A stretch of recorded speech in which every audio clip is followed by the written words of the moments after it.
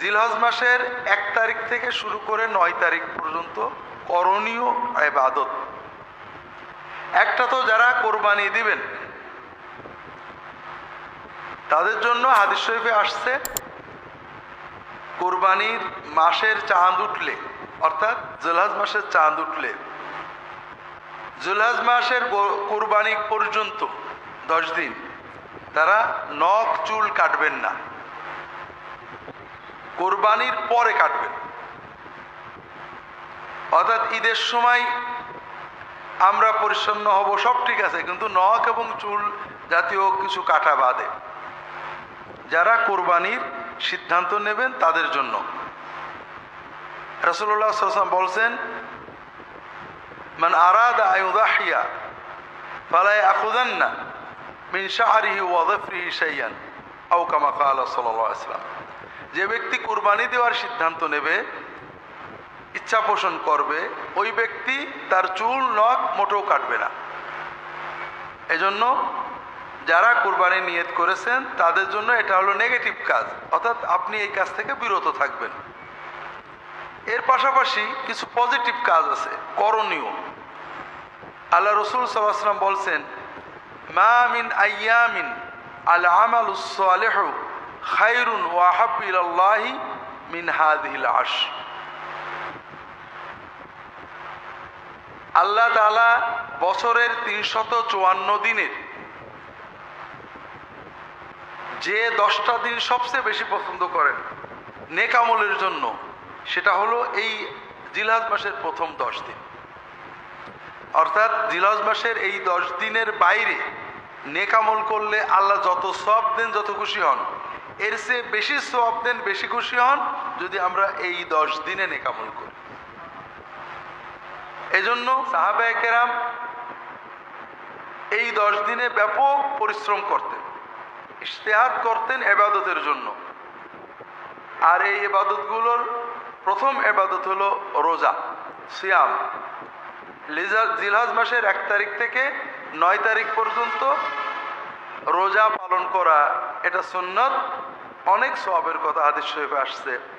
বিশেষ করে 9 তারিখ আল্লাহ রাসূল সাল্লাল্লাহু আলাইহি ওয়াসাল্লাম বলছেন, সাওমু ইয়াউমে আরাফা আহতাসিবু আলাল্লাহ আইয়ুকাফিরা সানাতা আল্লাতী ক্বাবলাহা ওয়াল্লাতী বা'দাহা আও কামা ক্বাল সাল্লাল্লাহু আলাইহি ওয়াসাল্লাম। আরাফাতের দিনে রোজা রাখলে আমরা আশা করি, রাসূল বলছেন, আমি আশা করি যে আল্লাহ তাআলা আরাফাতের দিনে রোজার বিনিময়ে পূর্ববর্তী 1 বছর এবং পরবর্তী 1 বছরের গোনা ভুল ভ্রান্তিগুলো মাফ করে দেবেন, কাফারা করে দেবেন।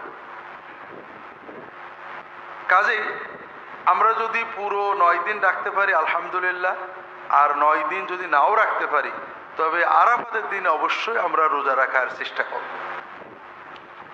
তোমাদের কেউ কোরবানি করতে ইচ্ছুক, তাহলে যেই ব্যক্তি কোরবানি করবে ইচ্ছুক সেই ব্যক্তির জন্য এই বিধান। তার অধীনস্থ স্ত্রী রয়েছে, ছেলে মেয়ে রয়েছে, তাদের জন্য না। আমাদের সমাজে কিন্তু সবার জন্য। বাড়িতে কোরবানি হচ্ছে, হ্যাঁ, নখ চুল কাটবে না, কেউ কাটবে না, ছেলে মেয়েও কাটবে না, এটি শরীয়তি বিধান না। এখানে আরেকটি ভুল আমাদের দেশে রয়েছে, এই 10 দিনে এমনকি মোরগ মুরগি জবাই করবে না।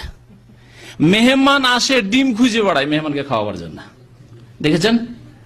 এরকম করে জাহেল মূর্খদের ফতোয়া যে কিছুই কাটা যাবে। রাদিয়াল্লাহু তাআলা আনহা বলেন, রাসূল সাল্লাল্লাহু আলাইহি সাল্লাম বলেছেন, মান রা হিলাল জিলহিজ্জা ওয়া আরাদা ইউজাহিয়া ফালা ইয়াখুজ মিন শারিহি ওয়ালা মিন আসফারিহি।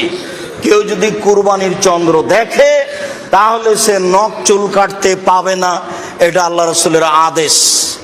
যারা কুরবানি করবে তাদের উপরে এই আদেশ, এ কথাই ঠিক। ছেলে মেয়ে যদি না করে, নাও করতে পারে, তবে ছেলে মেয়ে যারা কুরবানি দিচ্ছে না তারা নখ কাটলে গুনাহগার হবে, এ কথা নয়। আর চন্দ্র উঠলে, কুরবানির চন্দ্র উঠলে গরু ছাগল জবে করা যাবে না, এ কথা মিথ্যা। গরু ছাগল জবে করতে পারবে না যে হজ করার জন্য ইহরাম বেঁধেছে সে।